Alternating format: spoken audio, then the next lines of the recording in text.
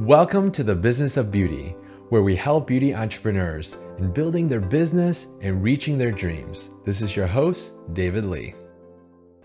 Our guest today is a content and media company focused on telling stories of beauty, a podcast of celebration of life and lipstick, telling a person's story bookmarked by the products that they have shaped who they are, and other content channels are the way to look behind the scenes of the industry and provide thoughtful and fun commentary on trends, products, and issues.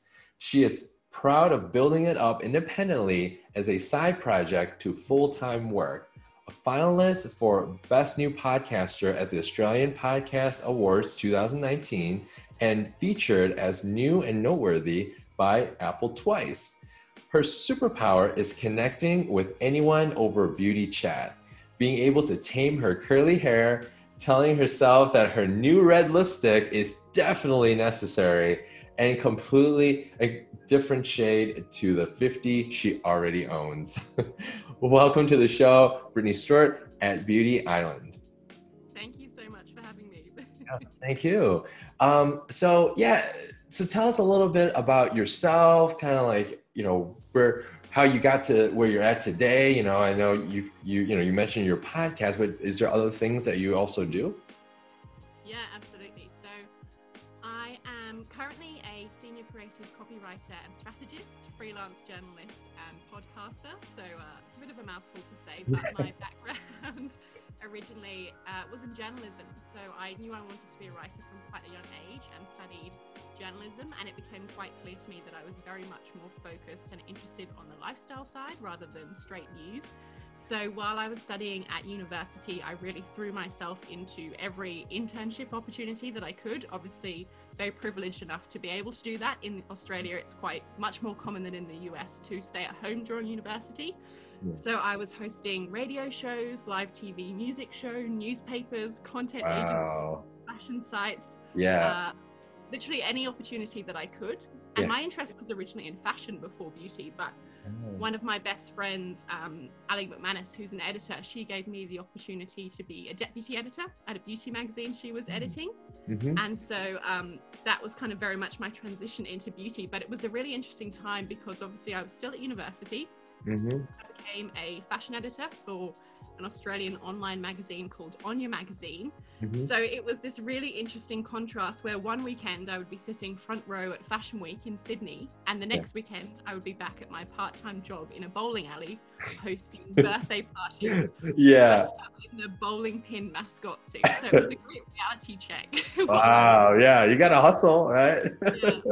Mixing the glamour of the industry and then the reality of real life. But landed my first full-time job, very luckily straight out of university at Mamma Mia, which is Australia's largest women's media network, as a journalist there. And that's really where the conversion to beauty journalism happened. And obviously that was a fantastic training ground. It was in digital media. So, every day, very fast paced, writing 3 to 4 stories a day. And that was pitching, interviewing, writing images, uploading into the CMS, selling on social and monitoring.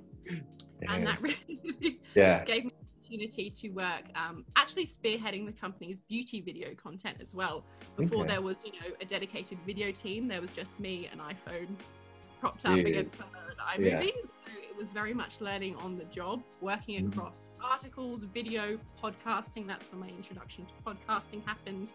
Attending beauty events, and then also the bridge into commercial content, working closely with our commercial editor, ideating campaigns and responding to client briefs from brands like, we call it TK Maxx, you obviously call it TJ Maxx, Cartier, Clinique, Chambord, Neutrogena, to create this really engaging native and advertorial content. So it was this, I very much started in journalism, and then slowly I've made the transition more into the branding and advertising side.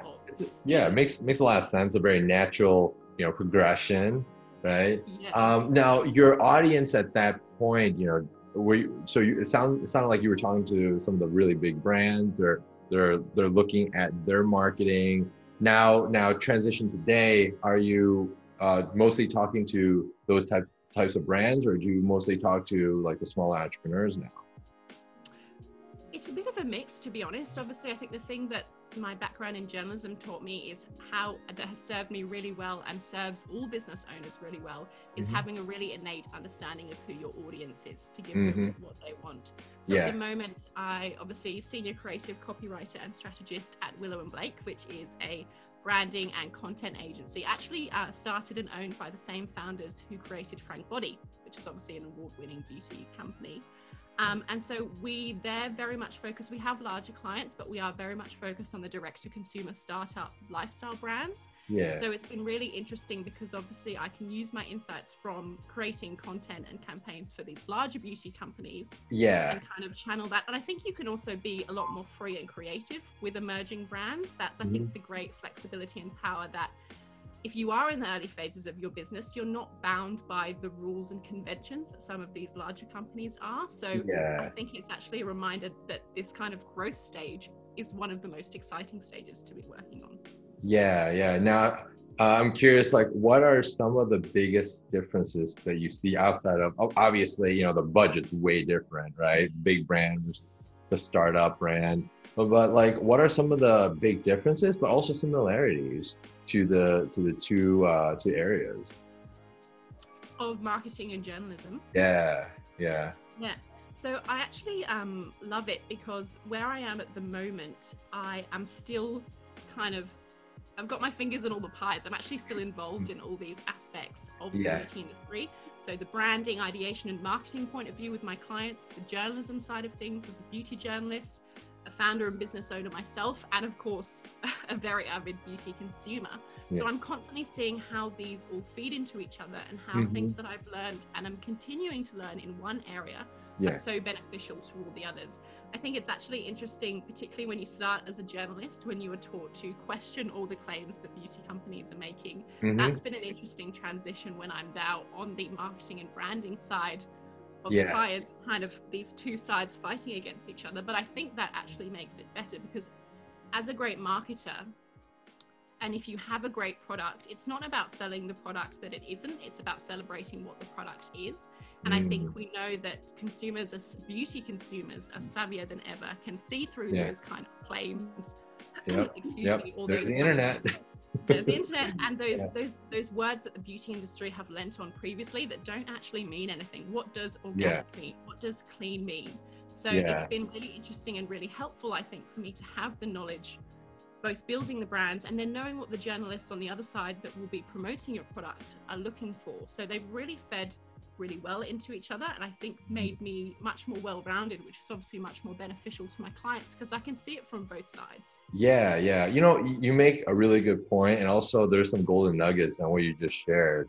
So you mentioned there's certain words like what, clean and what were the other ones that are not that important nowadays, right? Because it's like buyers are a lot more savvier now, right? So can you give us more examples on, okay, what are some of the things that really, if you're a beauty brand, especially when you start off, what are some of the things that you would avoid saying, but there are some things that you want to emphasize a little bit more on? Yeah, so I think it's interesting. Obviously, organic, clean, chemical-free, nasties-free is something that we're seeing a lot. And I think consumers are talking about a lot because obviously we mean it as a good thing. We mean that there aren't ingredients that are hopefully going to irritate your skin or cause any issues. But the reality is that everything is a chemical. So if we say something is chemical free, what does that actually mean? So I think there are certain things that consumers are definitely looking for and have come to expect from a package, you know, cruelty-free, vegan. Those are things that are really important. And when we talk about natural ingredients, people are changing their habits and beauty, you know, bags to want to include these kind of things as we become more conscious of, you know, what it's doing to our skin and the environment. But I think it's just treading a fine line between demonizing other ingredients and other brands just because they're different. I think a great product and a great brand should be able to stand on its own rather than kind of demonizing others to put themselves up. And just I suppose the clean beauty thing is one that really interests me because it's meant to be a good thing, but obviously we talk about demonizing. If something is clean, it implies that anything not is dirty. And also it's a word that's been invented that doesn't mean anything. So I think if a brand does use it, and that's fine, I'm not gonna say don't use it, but just be very clear about what you mean when you say that you are a clean beauty brand. Got it. So just really understand, well, first of all, understand your audience, right? And understand, based on, okay, if you're going to use the word clean or vegan, or, cruelty free, like, make sure it's clear to your audience that this is what you really mean by that. And you don't, I like to use an analogy, like if your competitors are doing, playing one game, you don't have to play the same game as your competitor. You play a completely different game with your own rules, right? Because especially with your, like, it's like David and Goliath, right? You don't want to compete with them head on. You want to change the rule of the game. So, and at the same time, you don't need to knock someone down necessarily, right? What you just said, you can focus on what's so amazing about your product and really resonating to the target audience. Hopefully, or you'll figure out. Right? Yeah, exactly. It's all about transparency and building trust with your customer. That's what's going to see you through and be a success. And I think it's interesting as well. Go ahead. It's interesting as well that, you can still talk about why your brand is better than other people by really heroing and celebrating your USP of what your brand, the gap that it fills in the market, without denigrating other brands. You want to be talking about your brand, not other brands. It's like, at the same time, you're partially advertising for them too, right? If you start like talking about the other brands and what these other brands can't do and you can, right? Just focus on what you can do and why you're great at it, right? Exactly. Okay. Now I see this is great for, like the startups, the new products, but are the big companies also trying to do that too? And are they trying to also make it more transparent and make it more, I guess, like you and I, right? Like everyday people. Like, is that what the big brands are also trying to bring down, rather than showing them as, oh, we're a super big brand, we have all these lines and whatnot? Yeah, I think it's interesting because I think any brand, no matter how size, customers and consumers have a very hold them to a much higher regard in what they expect in terms of ethics and morals. So it's interesting because the bigger brands obviously have more manpower and budgets to make these changes, but consumers are actually holding smaller emerging brands to exactly the same account as these bigger brands. So it's kind of it's difficult because the bigger brands which have done things certain ways for a long time, it can be harder to shift faster change, and that's obviously the advantage of the smaller brands. But it's absolutely something that all brands, no matter how size, I think are doing, but it's so exciting to see the smaller, independent and kind of newer brands who don't have that legacy of doing things the old way, who are starting from this really transparent and authentic point, which is why so many of us as beauty consumers want to support these emerging and independent beauty brands, because they're exciting as well. Yeah. I don't want to put you on the spot, but do you see any like smaller brands that really like resonated with you? Like, wow, I'm surprised that they did this, where like a big brand would never ever do that. Ooh, that is putting me on the spot. Let me think. Isn't it funny? I could talk about beauty all day, and then as soon as you ask me a specific question, I think particularly in Australia, there are so many exciting brands. Like there's a sunscreen brand, which is really big here, called Ultraviolet. The founders are used to work for Mecca, which is like our equivalent of Sephora. So in product development, they've gone out and done their own. Sunscreen is obviously particularly essential in Australia, where it is very hot. Yes. But it's not necessarily a product that's been particularly nice to use. It's one that you use because you need to protect yourself. And what they've done is make this brand, they've really bridged the difference between sunscreen and skincare. They call it Skin Screen. So they've created this whole new category of product that is a joy to use. It's good. It's nice to look at. The whole brand experience is something so different that feels very cool. And it's also started a conversation. So many more people are talking about sunscreen because there's this innovative, exciting sunscreen brand. So I think, and it's always interesting how many of these exciting brands you see that are the brainchild of people and entrepreneurs who did work in the big beauty conglomerates, who have, seen the gaps in the market and then had the confidence and skill to go out and do it on their own. Yeah. Okay. Nice. Nice. Well, yeah, thank you. Appreciate that. Now, with your years of experience, working with all these different brands, and now, 2020 hit, right? It's like, it doesn't even seem like like this is a whole new like world that we're in now. Like, have you seen the trends of what was going on? And now, I mean, 2020 hit, like what is the future of all these beauty brands? I mean, just looking at, some of the, I'm not sure how it is in Australia, but like the malls here, right? They're not as busy. There's less people shopping now, and people are shopping more online. So have you seen the brands starting to pivot even before this whole pandemic hit? But now it's like, what do you see the future of these beauty brands and beauty businesses in general? I mean, it's been a year that no one could predict. And it's so, particularly when we talk about the beauty industry, it really is a tale of two sides, because we've seen some aspects of the beauty industry, particularly skincare, absolutely skyrocket, particularly in retailers that do sell online, as bricks and mortar stores have closed. Whereas I have obviously so many friends and colleagues who work in beauty services who have absolutely been decimated because they just can't do, if you're a facialist or a makeup artist or a makeup artist, it's a bit harder. But I think and I see this on the podcast a lot when I talk to my guests, I think this has also just been a reminder of how innovative and resilient the people in the beauty industry are, because we've seen so many amazing pivots from hairdressers offering virtual consults and sending products, makeup artists doing classes and master classes. But I think it's been interesting, particularly in my role as at Willow & Blake at the branding agency as a copywriter and strategist.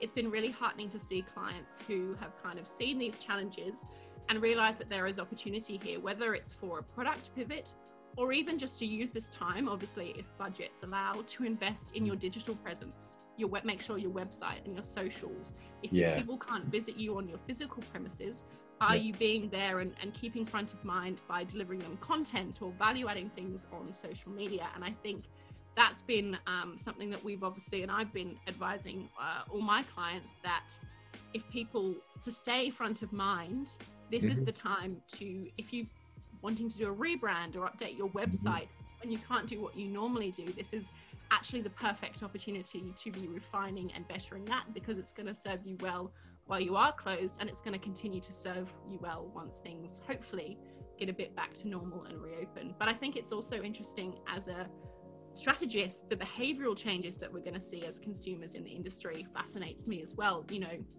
We've got so used to and putting our trust and, sometimes lives in the faith of scientists and experts. And I think we're going to see a lot more consumers wanting to buy from brands and products created by these experts, much more science-backed focus. Obviously, with masks becoming pretty much mandatory here in Melbourne, it's a bit hard to wear your lipstick. So we're going to see, brands and retailers are already saying that they're seeing huge growth in eye makeup areas, because it's the one area that you can emphasize when you're wearing a mask. Confidence to do more DIY treatments at home for professional results, while the people that we rely on, like a hairdresser and a facialist, are closed. And also rituals day and night while we're working from home are absolutely blending into each other. So people are reporting that they're using their skincare routine and things like that to signal a shift from switching off from work. Oh, that's a new one. That really interesting as well.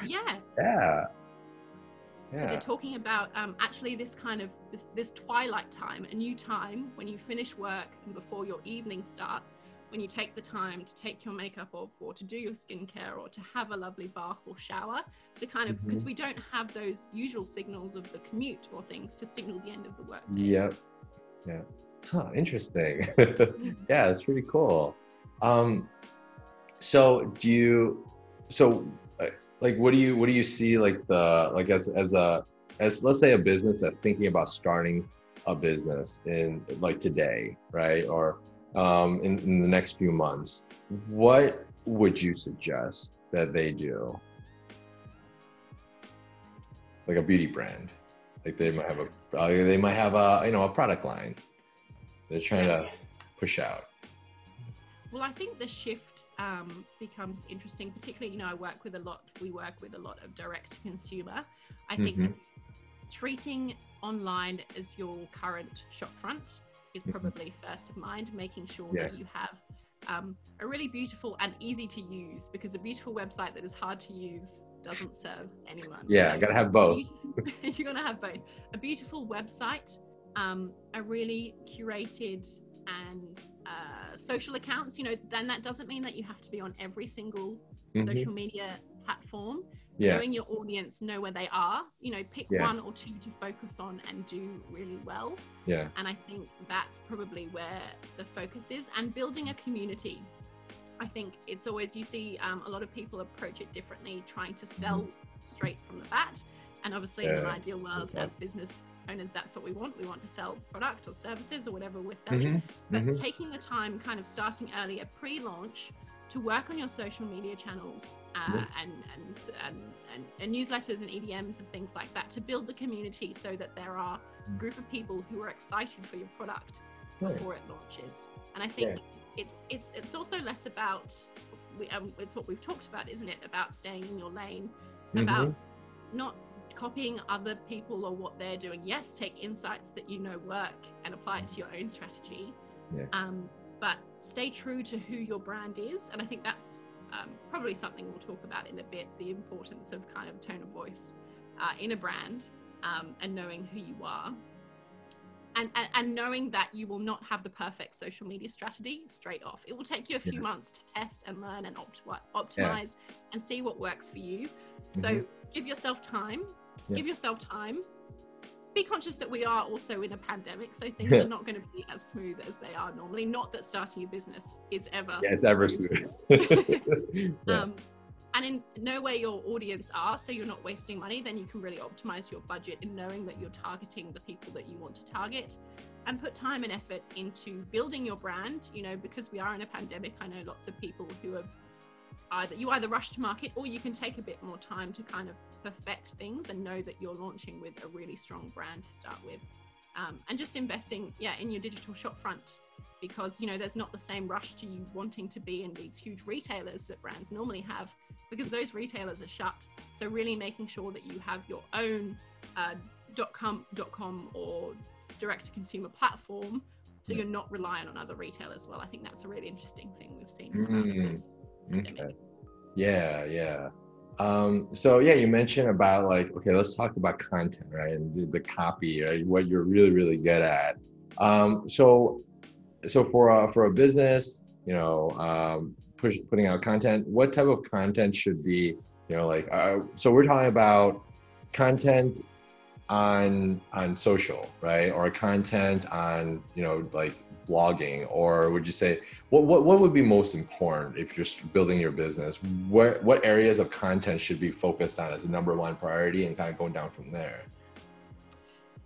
It's interesting. Obviously, it depends who your audience is. It comes back to which platforms your audience are sitting on. But I think the thing that I tell we tell our clients a lot is that if you are smart about your content, you can be repurposing the same piece of content in different forms to target different people. So you could say, start with a blog post. Obviously, I really encourage content that sits on your own website, because it's a place that you own, that you can send people to, and it's less kind of steps or barriers to purchase if they're already on your website.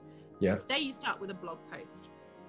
You could then turn that into a number of Instagram posts. If it's like a listicle, you could share, a tip a day, whether that's on your feed or your stories. You could turn it into a video. You could do it as an Instagram TV or TikTok, if that's where your audience are. And the same with video content. You could do an Instagram TV or a video that doesn't require a big budget. People are used to, and certain social media platforms like TikTok encourage that authenticity of just you and your iPhone or whatever it is. And then you could be using that for paid ads to serve that content. So I think it's about knowing where your audience is and then being smart with your content. But particularly, as we've talked about, when services are closed, content is a great way for you to be constantly adding value to your customers by educating them on your category or your product, or, you know, complementary subjects. I don't think you need to talk to everything. You know, we've seen some brands during the pandemic try to act as like update you with what's going on with the pandemic. I don't think, depending on what your brand is, but particularly beauty, I don't think that's necessary. Content from brands has become a bit of an escape in the pandemic. So I think it's all about making sure that every piece of content that you do adds value to your customer and consumer, and then that you're being smart about how you can use it and repurpose it in a way that's still interesting. But obviously that's going to be very budget friendly and time friendly for you, because you're obviously focusing on a lot of other things of the business as well. Yes. Now, to make things a little simpler, is there like a formula or a structure that you like to follow for content whenever let's say you're writing a blog article, or you're planning for like reproducing a podcast? Like, is there a structure that you like to follow? I wish there was an easy formula that could be applied to every single brand. I would be a millionaire by now. But I think there is something in establishing a formula for yourself, so that whichever content, particularly blog posts, the reality is that you could have a lot to say, but very few people are going to sit down and read a 5,000 or 2,000, even a 1,000 word article. Yeah. So it's about, you know, if you do have a lot of information, how can you split that up that it actually becomes 5 articles instead of 1? That's beneficial for you, and it creates more content. And also, when we think about things that are simple as subheadings, listicles, bullet points, really making sure that what the content of your article or the content of your copy or article or content is just as important as the way you present it. Yeah. So I think that's really important as well. And I think even, you know, basic things such as having a schedule. So you're planning content out for weeks or months in advance, rather than being like, crap, I've got to put a piece of content out today. What do I do? I think that can be really, really, really helpful. Even taking an hour or so, brain dump all your ideas of what you want to cover, splitting it out across the schedule of a month or a few weeks, it becomes much more manageable for you. So you're not scrambling for content when you need it as well. Yeah. Now, what are your thoughts of, you know, like you see these like clickbaity articles, right? Like, oh, hey, you know, top 10 items, or, 19 things you want to look at. You wouldn't believe, you know, what the 19th one is, right? Like stuff like that. I mean, they're written for a purpose, right? They're written to get people to want to click on it and drive traffic to that page. I mean, what are your thoughts on that? I mean, is that something that a business should implement, like having these types of headlines to convince people to say, yeah, I want to, I mean, you know, like magazines do it, newspapers have done it, right? Like these are like big, bold headlines, so they would buy their stuff. So what's your recommendation on that? I think there's an important distinction, because when we talk about clickbait, we don't just mean a very catchy headline or a promising headline. That's fine. Clickbait is when I click on that and I don't get what I'm promised. So, okay. Yeah. So I think, everyone, if, the headline of like the one cream that will solve all your beauty problems or whatever it is. Yeah. Obviously, I'm probably going to click on that because I have hope that there will be one miracle cream that can solve my problem. Yeah. The reality is different. But if I clicked on that article and it was kind of a bit more realistic, saying, we all wish there was a miracle cream. This can't fix everything, but it can fix this and this. If I feel like I've clicked on the article and I've not been cheated, or I've not wasted my time, then that's fine. And that's, obviously we want headlines and cells that will encourage people to click. But if you oversell and underdeliver, then people are not going to want to visit your website again. You've kind of lost some of their trust. And that's not going to be worth it in the long run. So I think it comes back to that thing of like, your business or your product exists for a reason, and there's an exciting reason that people will care about. It's just about communicating that in a fair way. And that can be like, as you said, we see in magazines all the time, the 10 pieces that you need this season or things like that. Those are fine, but just make sure that when I click into your article and the content that you have in there adds some kind of, teaches me something or adds some kind of value, I walk away not feeling like I've wasted my time. I think that's the difference between good content, good engaging content, and clickbait. Yeah, so it's like something that is truly relevant to what your headline is saying, and it actually has substance to it. It's not some filler information. Sure, you can give 10 items, but these might be 10 things that, everyone knows it's common sense. So why are you telling me this again? But it's truly 10 unique things, then it's a lot more valuable. Right? Yeah, exactly. Okay. Interesting. All right, well, I don't want to take too much of your time. Is there any like tips and pointers that you could give to our audience?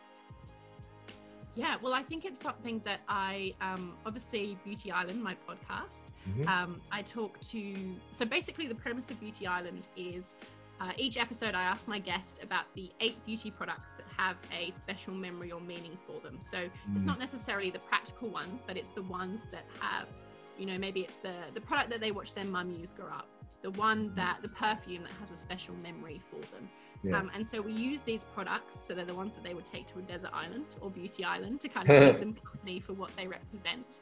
And, a lot of people see this as a beauty podcast, and it is, but it's so much more because it combines both talking about products in the industry, and also so many of the people of my guests are beauty business owners. So we talk a lot about the business and career side of things as well. And there's obviously a few key and consistent lessons that I see. And I mean, these are a mix of people who are starting their brands and also people who have spearheaded other brands. I've had, Vogue editors, award-winning brand founders, influencers, makeup artists. I talk to kind of all sides of the industry, and it's so funny.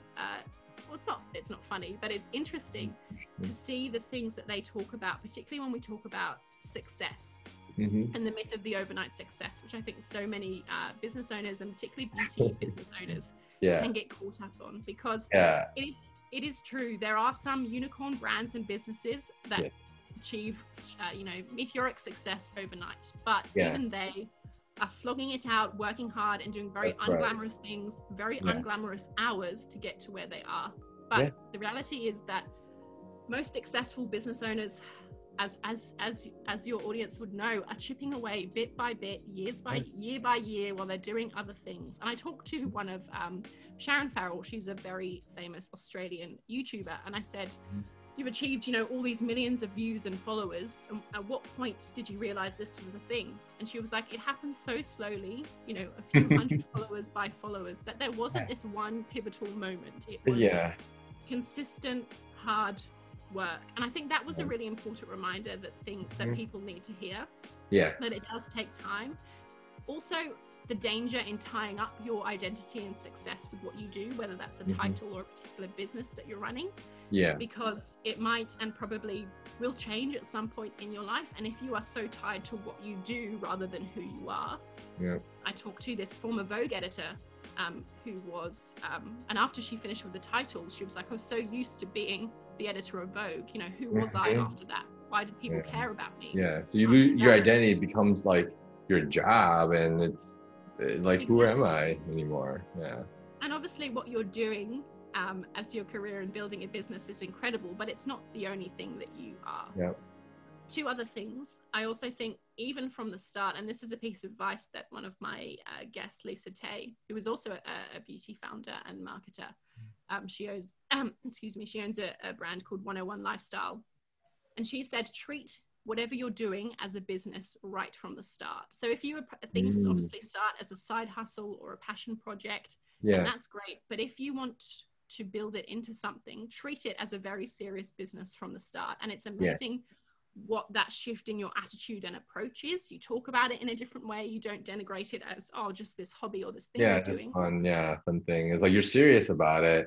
I would, on that note, I would take it a step further too. I would say, treat it as if you're going to eventually sell the business. So when you think of it that way, you're not constantly working in the business, right? And you're constantly looking at how you can build and scale. Absolutely. And then the final thing that I would say, and it's something that we've seen during the pandemic as well, is that the importance, if you have a beauty brand, is the importance of copy and the importance of tone of voice. And it's something that not necessarily all beauty businesses, owners or entrepreneurs even know what it is, or it's something that definitely falls down the list when you've got product, packaging. Yeah, can you tell us a little bit more about that? I mean, this is very, very crucial. So like tone of voice, tell us, what do you mean by that? And can you give us examples? Yeah, so tone of voice is kind of the creative idea or the way that your brand speaks, the personality of your brand. Okay.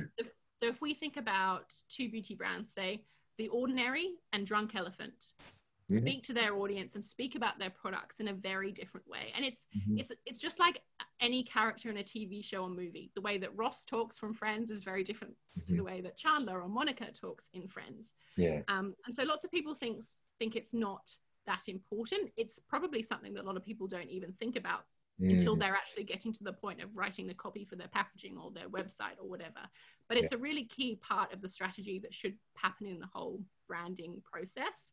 And it can really be the differentiator between brands and what people actually identify with, how you're talking to them, whether you're formal or informal, whether you're cheeky or funny, whether you're serious or sophisticated. Even something as simple as, what do you call your audience? Do you call them in EDMs or on social media? Do you call them by their name? Do you call them babe? Do you call them whatever? That sets very different messages. Yeah. So, and I think it's also about, once you have your established tone of voice or brand personality, it means that you can ensure that your brand experience is consistent. Yeah. It's immersive, so that whether someone finds you in a print advert, whether it's online, whether it's in an email, they're hearing the same voice from you. And particularly that's something important as you grow, when it's not just you writing all your copy, or you have different people writing copy, that you're ensuring that consistent tone. And obviously we're speaking about beauty here, but I think it's something, tone of voice is something that people in more boring industries like finance or insurance or things and real estate, they're actually like the prime industries and opportunities to create a unique tone of voice, because everyone else is talking the same and you're talking differently. And I think it comes back to particularly copy. As I was saying, it's often something, particularly in the pandemic when budgets have been tighter, we've seen it's kind of the thing that drops off as importance. And I completely understand, particularly when budgets are strained, that can be the tendency. But I think it's important to remember and remind yourself, as we've spoken about, if your stores are shut and people are interacting with your brand online and social, the words are the things that your customers and consumers are reading. So everyone thinks they can write, and most people can write, but it's a different skill to write copy and kind of these one-liners than to create engaging, functional and long-form content like your FAQs on your website, the instructions on your packaging, long-form SEO-rich articles that don't send you to sleep. And the technical writings. All the technical writing. And just because it's technical, it doesn't have to be boring. If you have an established tone of voice, you can inject what's unique to your brand in all these different aspects. It feels thoughtful. It feels considered and consistent. There's a great brand, Australian brand called Go To Skincare, which I think is also available in the US. And they have such a fun tone of voice. And the differentiator is that even if I'm in the shower using their products, the directions to apply, all these little touches in the back of the packaging have this tone. And that makes me love them and want to buy them even more, because I feel like they're speaking to me. Nice. Yeah, and I think one of the things that since you mentioned this, it's like part of that is like this word empathy. Like I feel like not a lot of people, when they write the copy or write their content, they don't empathize on, okay, who are they really talking to? They just think about the first thing on their mind, like, let's just talk about this product this way, and boom, boom, boom, and they're often and running, but you have to consider who's actually reading that box and where they're reading it. They might be reading in the shower, right? They're looking at the back of your box, looking at the brand, and then there's a disconnect, right?